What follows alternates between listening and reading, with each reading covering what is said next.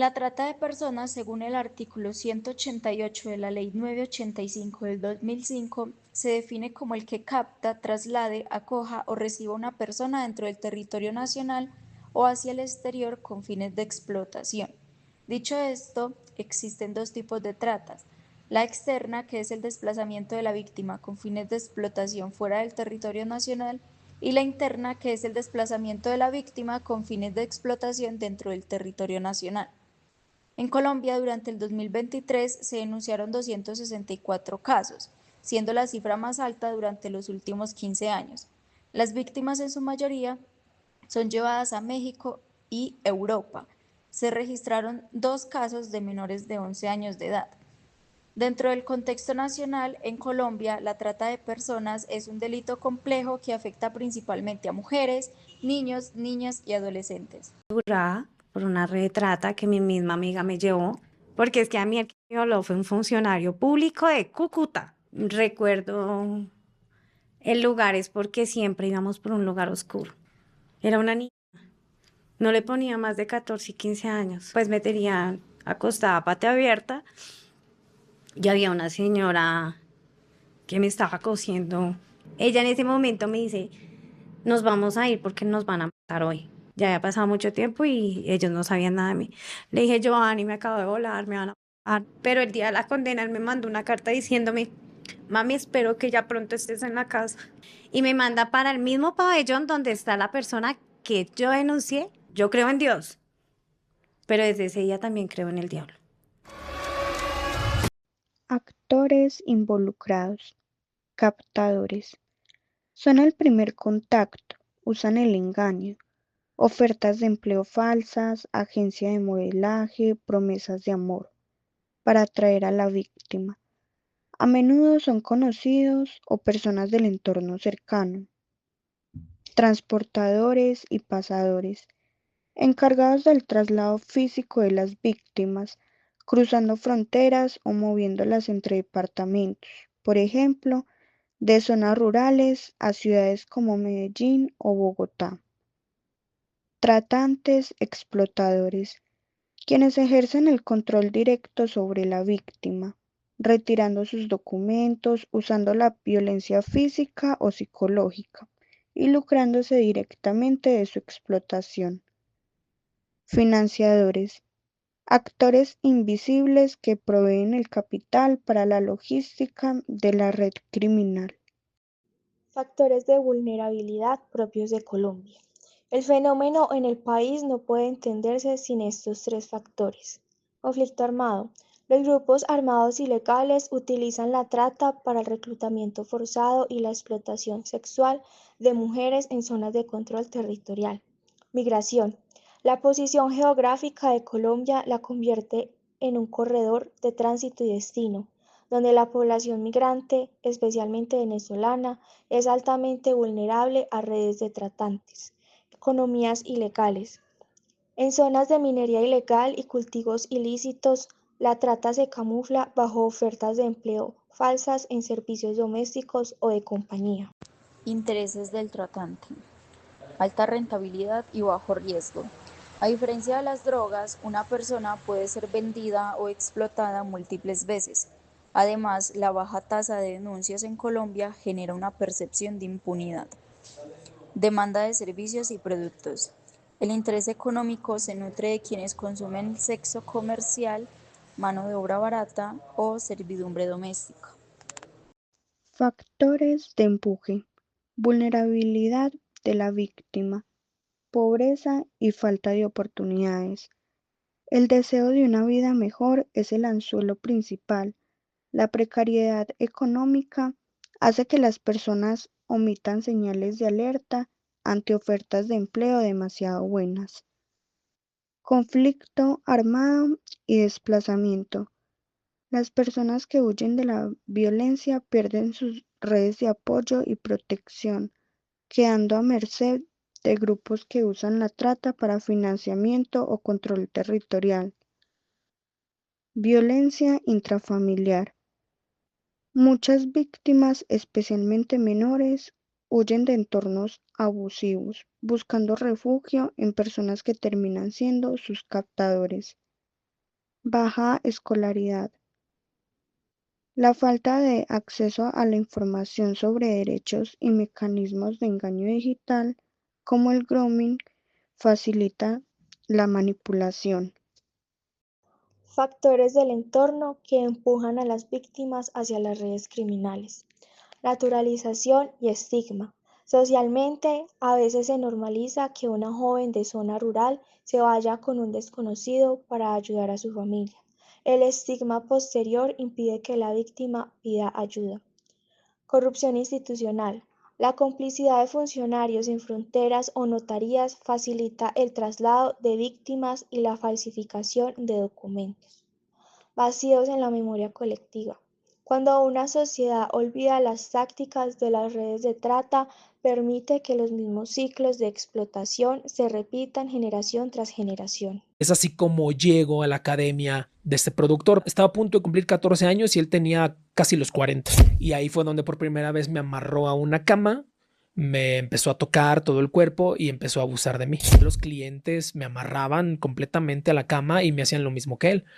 De sesiones de 2, 3 horas, 500 pesos por la hora y que le hacían los depósitos directamente a él. Cuando a mí me daba de comer, íbamos a una tienda de la esquina y me daba una leche saborizada y un pan, porque a los clientes les pedía que me tomaran fotos, videos y él tenía pornografía en donde yo salía. Salió un chavo que dijo: mi novio se suicidó porque este productor abusó de él cuando era menor de edad. El único chico que sí quería hablar, pues ya no estaba con nosotros. Luchábamos nosotros con la trata, pero dentro del refugio era lo que más se vivía. Recursos en disputa: el cuerpo, la identidad y la autonomía. Es el primer nivel de control que ejerce el tratante y el primero que debe recuperarse en la reconstrucción social, la capacidad de decidir sobre su propia vida. La identidad legal. El control de documentos, pasaportes y cédulas es un recurso de poder. La fuerza de trabajo. El tratante la ve como mercancía. La reconstrucción social busca transformarla nuevamente en un ejercicio de libertad y sustento digno. El silencio versus el testimonio. Las redes de trata se alimentan del silencio y el miedo. El recurso en disputa es la voz. Quien cuenta la historia y cómo se cuenta determina si hay estigma o reparación. El espacio público. En lugares como Medellín, ciertas zonas como parques o barrios específicos entran en disputa con la comunidad que busca entornos seguros y los captores que buscan zonas de caza. La confianza comunitaria. El tratante rompe el tejido social al usar a vecinos o conocidos para captar. Relaciones entre los actores. El narcotráfico no siempre es el dueño de la trata, pero sí es su facilitador logístico. Normalmente usan sus rutas de movilidad para transportar no solo las drogas, sino a las víctimas. Control territorial. En barrios de Medellín o zonas rurales, el combo o grupo armado que controla el microtráfico son quienes deciden quién entra, quién sale y quién puede ser explotado en su zona. Adicional, las ganancias se mezclan con los narcos en negocios de fachada, hoteles, bares o discotecas. El licor, sustancias y proxenetas. Herramientas de control como el alcohol y las drogas no son solo productos, son mecanismos de sometimiento, donde los proxenetas obligan a las víctimas a consumir licor o sustancias para aguantar las jornadas de explotación, cobrándoles luego precios exorbitantes. Eso genera una deuda impagable, buscando que la víctima pierda la noción del tiempo y la realidad, facilitando el quiebre de su resistencia psicológica, generando la deshumanización.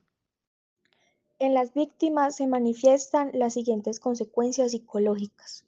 Ansiedad. Es una de las afecciones más comunes debido a la exposición constante a amenazas y peligros. Se manifiesta a través de ataques de pánico, miedo constante, nerviosismo, tensión muscular y aumento del ritmo cardíaco. Depresión. Las víctimas suelen presentar estados depresivos profundos, sentimientos de desesperanza y decaimiento. Trastorno de estrés postraumático. Surge como una respuesta emocional profunda ante los eventos altamente traumáticos vividos durante la explotación. Riesgos e ideación suicida. El trauma acumulado puede llevar al desarrollo de pensamientos y actos suicidas como una vía de escape al sufrimiento, baja autoestima y alteración del autoconcepto. Los procesos de explotación deterioran la percepción que la víctima tiene de sí misma y su valía personal. Factores de impacto emocional y cognitivo. Dificultad en relaciones interpersonales. Presentan problemas para confiar en los demás, así como dificultades para iniciar o mantener relaciones sociales saludables. Alteraciones cognitivas. Se observa una reducción en las funciones de concentración y memoria tras los sucesos traumáticos. Sentimientos de culpa. Existe una tendencia a internalizar el problema y culparse a sí mismos por la situación vivida. Aislamiento social.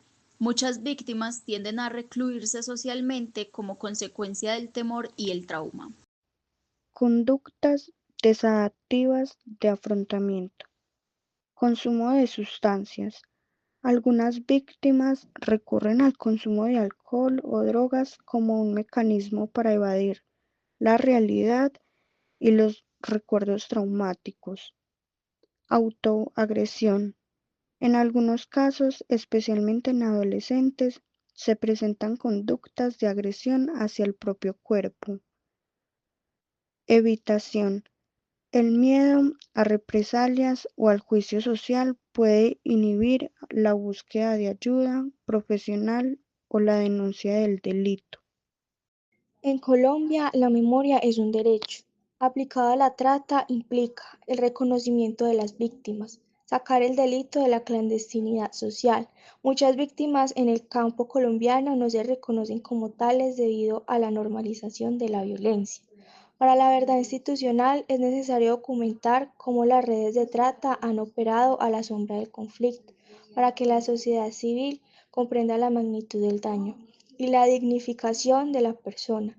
La memoria busca quitar el estigma sobre la víctima, especialmente en casos de explotación sexual, devolviéndole su lugar como ciudadana con derechos vulnerados.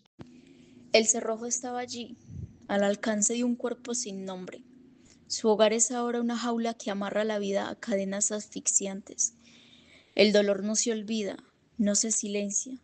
La piel carga el estigma de las cicatrices y el espejo roto devuelve un rostro desgarrado, una sombra que ya no se reconoce, tras el llanto amargo de una promesa, esa que voló lejos, llevándose sus esperanzas. Rostros borrosos que desgarran su piel, mercancía sin nada en un costal de huesos, cautiverio de engaño, donde la existencia se marchita, donde las huellas se olvidan y al fin se extinguen. Conclusión. La trata de personas es una herida abierta en la historia colombiana. La reconstrucción social solo será efectiva si se gana la disputa por el relato, devolviendo a las víctimas su identidad y autonomía. El Estado debe garantizar que la libertad no sea solo el fin de la explotación, sino el inicio de una vida digna con oportunidades reales.